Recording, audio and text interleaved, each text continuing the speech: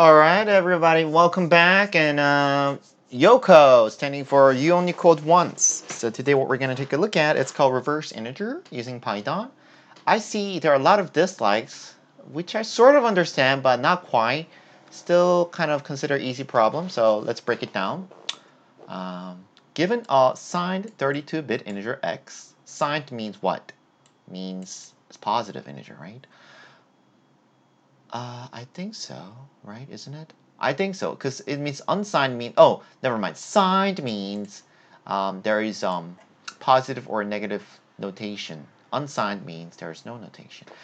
Return x with its digits reversed, okay? If reversing x causes the value to go outside the signed 32-bit integer range, okay, then return 0. Interesting. So we are given a problem constraint, which I think is very important when we design a software.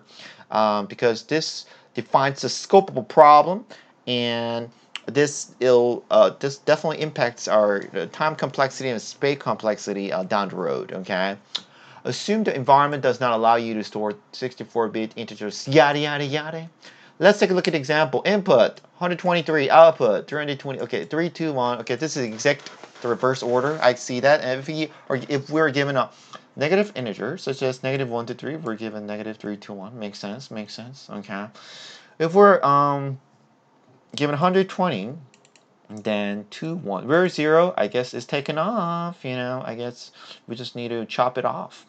We're given an input of x0, then output is 0, and constraints is as follow, which is x should stay between this negative 2 to the 31 and 2 to the 31 minus 1, which I think is very reasonable, because meaning that if we don't, if any of those values don't exist within that range, then what's gonna happen is we're gonna just return 0, right?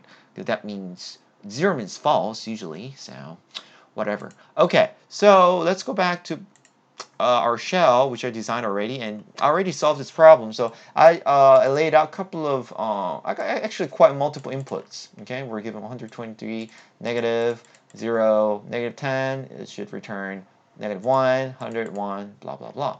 So how could we approach this problem? Before we solve it, let's think about it. Let's write some pseudocode first.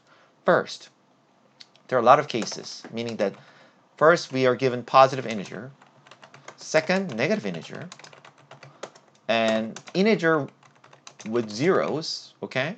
So how can we deal with these three cases? First, I'll probably approach like this. First, we need to like figure out the crux, meaning the common ground of these three cases, meaning what method in Python can get us the crux value.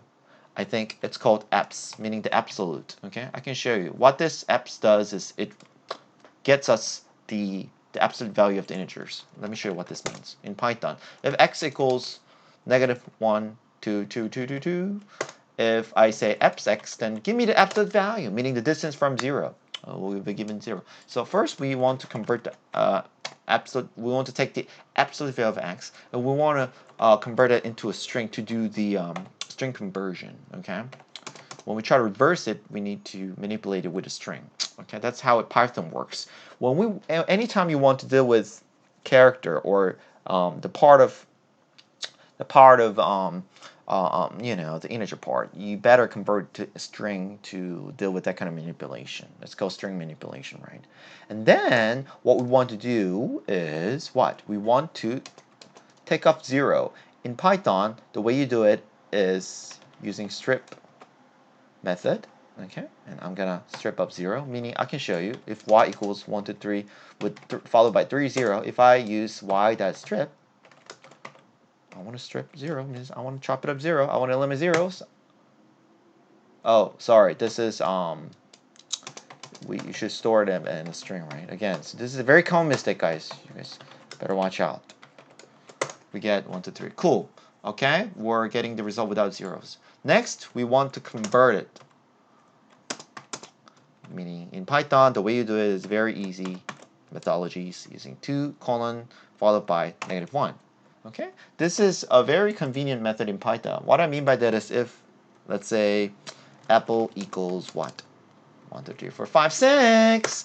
And if I say apple But what I should do is I want to take the string of apple, okay, and then if I do 2 colon followed by -1, it's gonna what? It's gonna do what? It's gonna revert this the other way around, which is, I think, is pretty cool and easy. And now I want to store this. Value into, let's say, sort of a variable called output equals y, but I want to convert it into an integer because now I should get ready to return its integer values of this. So there are 3 cases. If x is a positive integers, okay, then we want to return as it is. Otherwise, if it's negative integers, what? We want to do something. If it's integer with 0, so let's take a look at this integer. Let's take a look at if it's like out of scope. Okay, scenario. Okay, if it's out of scope means if this output is greater than 2 to the it's smaller than, let's start from there, how about that? If output is smaller or equal than -2 to the power, okay, and then exponent is 31, or if the output is greater or equal than what? 2 to the power of 31 minus 1, then it means it's an invalid sort of input, right? So we want to return 0. If the input itself, x, is what? 0. If the initial input was negative number, then we want to return what? Not just the output, but times -1, meaning that we want to return the negative value of that. Since we already convert everything to absolute value, meaning everything is considered positive right now. You see that? Okay? You get the idea, right? Next is what? Next means rest cases. Okay? We just return the output. So let's start from, start feeding in some input here, and let's get it tested. So reverse integers with 1, 2, 3, 4, 5, 6.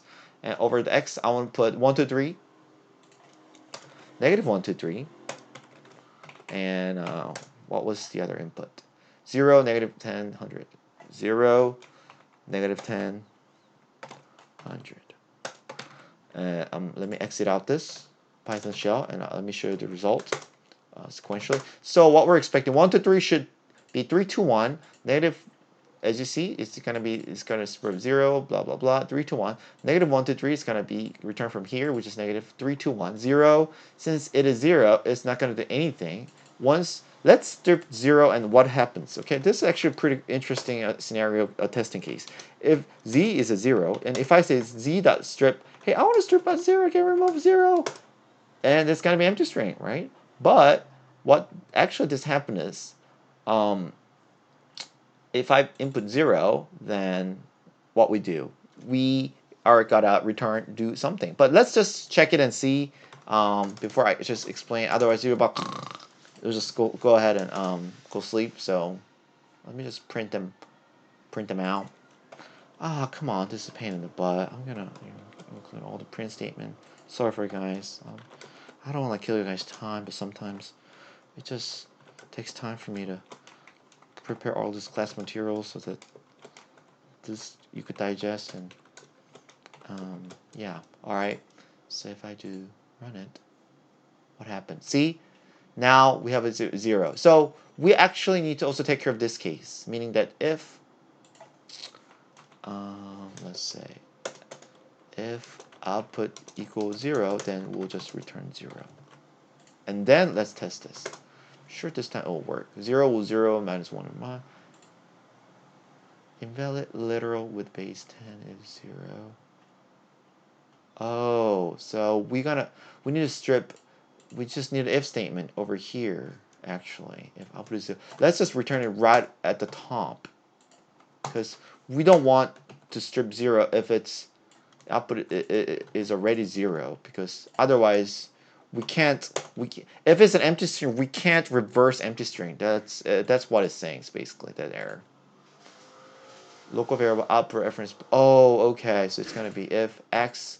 Okay, because output I define it like later. But now it's saying that, oh, hey, you didn't declare output. Yeah, I can't do it.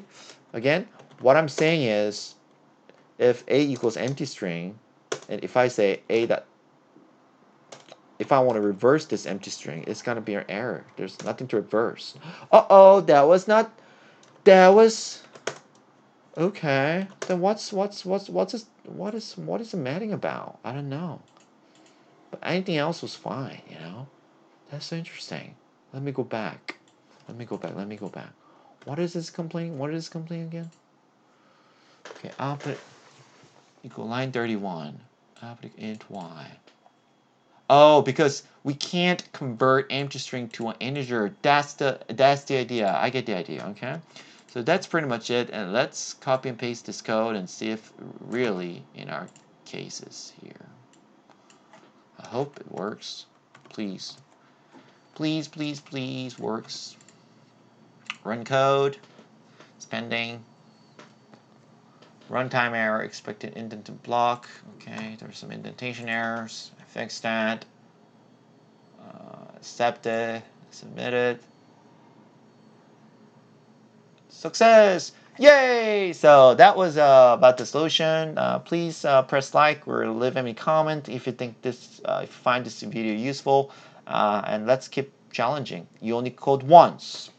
Have a great day, my friends. Bye bye.